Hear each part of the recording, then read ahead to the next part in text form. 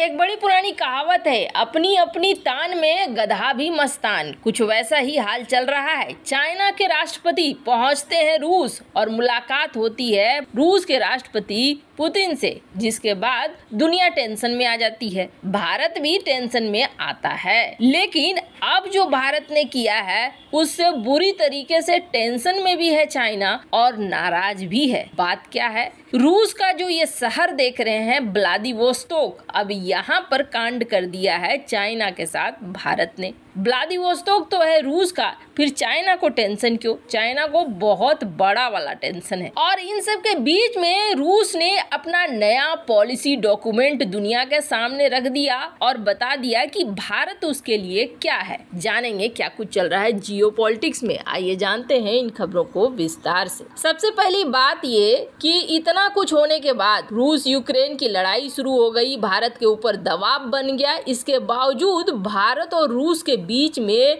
दरार पैदा नहीं हुई है, बल्कि भारत और रूस के बीच का व्यापार हो गया 34-35 बिलियन डॉलर के आसपास और अब इनका टारगेट है 50 बिलियन डॉलर का, जो साफ बता रहा है कि इनके इरादे कुछ और करने के हैं। फिर हमने कल एक खबर देखी जिसमें हमने देखा कि भारत और रूस प्लान कर रहे हैं कि चेन्नई और व्लादिवोस्तोक को हम जोड़ देते हैं, हम इस क्षेत्र में काम बढ़ा देते हैं ताकि रूसी जहाज यहाँ आए और यहाँ से भारतीय जहाज वहाँ जाएं, व्यापार और भी ज्यादा बढ़ जाए। सुनने में अच्छा लगा। इसके बाद रूसी राष्ट्रपति और रूस के द्वारा एक नई पॉलिसी डॉक्यूमेंट को लाया जाता है जिसमें बताया जाता है कि इस साल के लिए हमारी क्या पॉलिसी है। हर देश अपना अपना पॉलिसी डॉक्यूमेंट बनाते हैं, वो बताते हैं कि उनका रिश्ता आने वाले समय में इस साल किस तरीके से रहेगा, किस देश के साथ दोस्ती रहेगी, किसके साथ हम व्यापार बढ़ाएंगे और किसके खिलाफ काम करेंगे। हर देश इस तरह की पॉलिसी निकालते हैं। तो रूस ने भी निकाला और रूस पे नजर थी कि रूस किस देश का नाम लेता है और किस देश के बारे में कहता है, क्योंकि हाल फिलहाल में चाइना के राष्ट्रपति रूस जाकर आए हैं। तो जाहिर सी बात है चाइना के लिए चाइना करेगा रूस, ऐसा दुनिया सोच रही थी। लेकिन रूस ने यहाँ पर एक ट्विस्ट डाल दिया। रूस ने बोला कि चाइना भी हमारा दोस्त है, भारत भी हमारा प्रमुख सहयोगी है और हम भारत के साथ मिलकर आने वाले समय में कई ऐसे बड़े काम करेंगे जो बड़े काम हमारी दोस्ती को दिखलाएगा। अब ये वाला टेंशन ज्यादा बड़ा था। अब खुल्लम खुल्ला रूस के प्रतिनिधि और अधिकारी साफ साफ कहते हैं कि डॉलर को भूल जाओ, अब भारत और रूस रूपी और रूबल में व्यापार करेंगे, यानी कि दोनों के रिश्ते एक अलग लेवल में पहुंच रहे हैं। तो वहीं स्क्रीन पर आप देख सकते हैं फाइनेंशियल एक्सप्रेस की ये बैठक, जिस बैठक में भारत और रूस बात कर रहे हैं कि हम नॉर्दर्न सी रूट को कैसे विकसित करें। ये वही चेन्नई से व्लादिवोस्तोक वाला सी रूट है जिसको विकसित करने की बात चल रही है। इससे आगे निकल जाइए, यहाँ पर आपको दिख रहा है एयर इंडिया ने क्या कहा है। अमेरिका वगैरह बहुत सारे देश हैं जो ये कह रहे हैं कि रूस के एयर स्पेस से होकर मत जाओ, लेकिन एयर इंडिया ने कहा है कि हम इस स्पेस को फॉलो करेंगे, ये हमारे लिए सस्ता है। ये चीजें बता रही है कि दोनों देश तीसरे देश की परवाह किए बगैर अपने बारे में और अपने भविष्य के बारे में सोच रहे हैं। अब बात रही कि इन सब के बीच में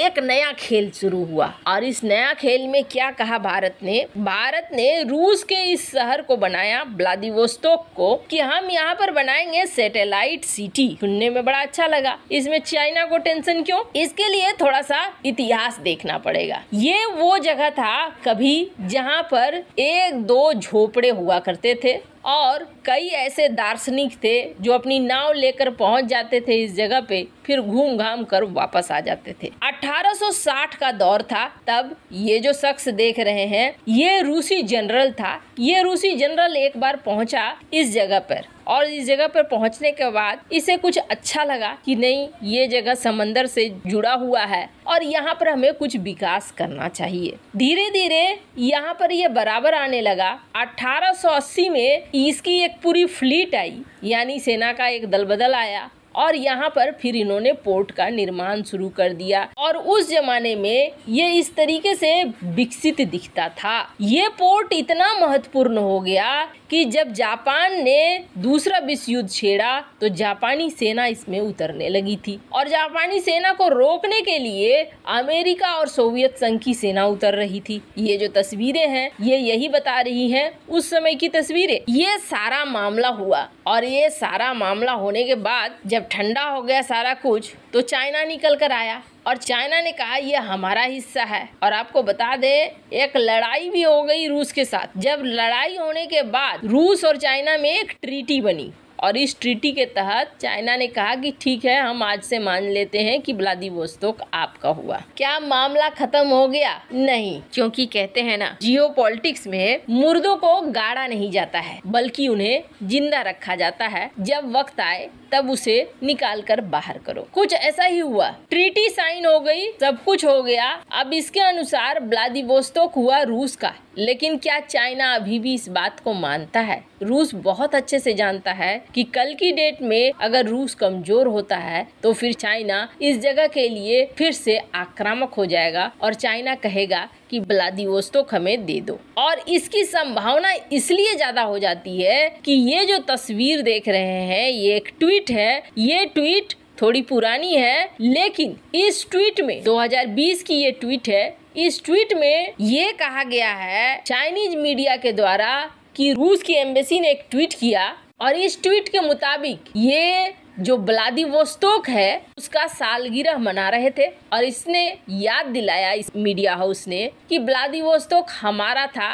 जो ट्रीटी साइन हुई वो ट्रीटी सही साइन नहीं हुई। अब इससे समझ में आपको आ रहा होगा कि चाइना का एक बड़ा वर्ग है जो व्लादिवोस्तोक को अभी भी मानता है कि ये उसका पार्ट है। और जो वो अखंड चाइना का मैप दिखाते हैं ना वो कुछ इस तरीके का मैप दिखाते हैं जिसमें ये पूरी दुनिया इनका बस चले तो पूरी दुनिया को ये अपना जमीन बता दें। इनके अनुसार व्लादिवोस्तोक इनका है और अब यहीं पर भारत ने इस सिटी बनाने की बात को कह दी है जो चाइना को बिल्कुल पसंद नहीं आएगा। इसलिए पसंद नहीं आएगा क्योंकि रूस भी चाहता है कि भारत यहाँ आए, चाइना नहीं आए। और रूस भारत के बीच में व्यापार अगर बढ़ता है तो चाइना का ऑप्शन खड़ा हो जाएगा रूस के सामने। वैसे आपको क्या लगता है, भारत ने बिल्कुल सही कदम उठाया है या नहीं? कमेंट कर अपनी राय जरूर बताएं। जल्द मिलते हैं अगले वीडियो में नई खबर के साथ।